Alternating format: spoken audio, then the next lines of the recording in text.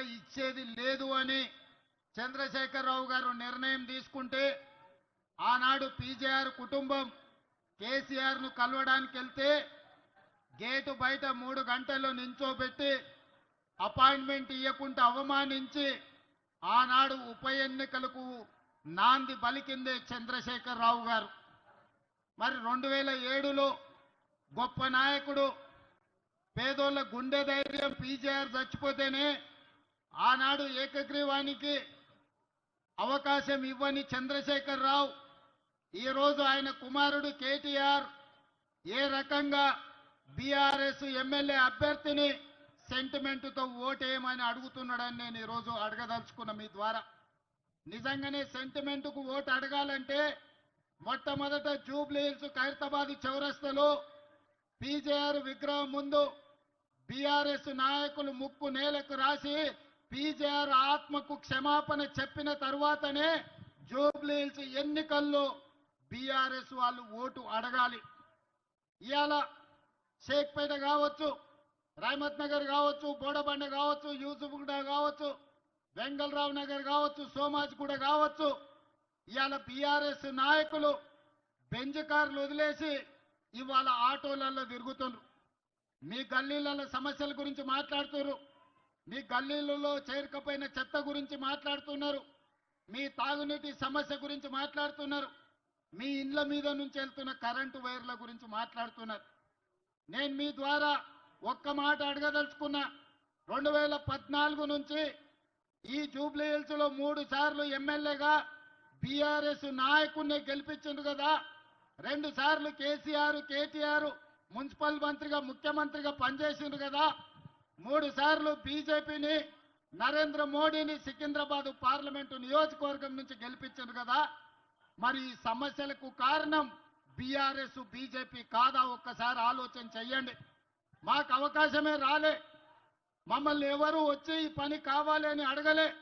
అయినా Jubilee hills శాసనసభ నియోజకవర్గంలో మిత్రుడు వివేక్ వెంకటస్వామి గారు 3 నెలల్లో 400 కోట్ల రూపాయల నిధులు కేటాయించి ఈ రోజు అండర్ గ్రౌండ్ డ్రైనేజ్ కావచ్చు, సీసీ రోడ్లు కావచ్చు, కరెంటు వైర్ల తొలగింపు కావచ్చు, ఈ రోజు పనులు జరుగుతున్నాయి.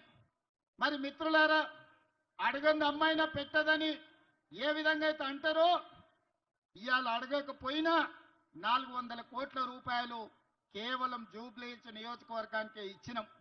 రేపు అడగడానికి మీ తరపున మాట్లాడడానికి యువకుడైన నవీన్ యాదవ్ని ఇక్కడ ఎమ్మెల్యేగా గెలిపించి పంపిస్తే జూబ్లీ హిల్స్ శాసనసభ నియోజకవర్గ సమస్యల్ని పరిష్కరించి మీ అభిమానాన్ని చురగొనే విధంగా నవీన్ యాదవ్ పనిచేస్తాడని నేను ఈరోజు మీకు మాట ఇస్తున్నా.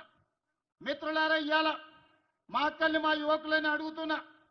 10 ఏళ్లలో చంద్రశేఖరరావు రేషన్ కార్డు అని ఇచ్చిండా? 10 ఏళ్లలో ఎన్నడైనా మీకు సన్న బియ్యం ఇచ్చిండా? 10 ఏళ్లలో 200 యూనిట్లు మీ ఇళ్లలో ఉచిత కరెంట్ ఇచ్చిండా?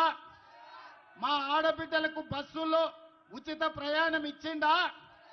మరి ఇవేమి ఇవ్వని బీఆర్ఎస్ నాయకులు ఈ రోజు వచ్చి మీ ఓటు ఎట్లా అడుగుతారని నేను అడుగుతున్నా.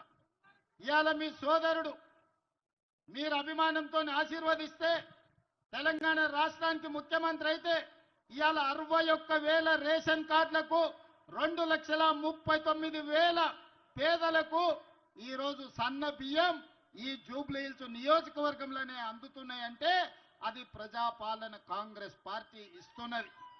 దాదాపుగా గృహలక్ష్మి, మహాలక్ష్మి, గృహజ్యోతి పథకాలు వేలాది మంది ఈ రోజు ఈ ప్రాంత ప్రజలకు మేలు జరుగుతుంది. 500 రూపాయల సిలిండర్ కావచ్చు, డబల్ బెడ్రూమ్ ఇల్లు ఇస్తా అని కేసీఆర్ మోసం చేస్తే నేను ఇవాళ ఈ వేదిక మీద నుంచి మాట ఇస్తున్నా. జూబ్లీ హిల్స్ నిరుపేదలకు రాబోయే రోజుల్లో ఇందిరమ్మ ఇండ్లు 4,000 ఇండ్లు మీకు కేటాయించి మీ భవిష్యత్తును తీర్చిదిద్దే బాధ్యత కాంగ్రెస్ పార్టీ తీసుకుంటది. ఇవాళ కిషన్ రెడ్డి గారు మాట్లాడి నేను సవాలు విసిరినా కాళేశ్వరంలో కేసీఆర్ మీద సిబిఐ కేసులు ఎందుకు పెడతలేరు? మేము పంపించి 3 నెలలైంది, జవాబేందని ఆయన నాకు సవాలు విసురుతుండు. నాతో చర్చిస్తాను. కిషన్ రెడ్డి కాదు, చర్చలు నాతోని కాదు, ఢిల్లీకి వెళ్ళి నరేంద్ర మోడీతో చర్చించండి, ఢిల్లీకి వెళ్ళి అమిత్ షాతో చర్చించండి. ఎందుకు కేసీఆర్ ను కేటీఆర్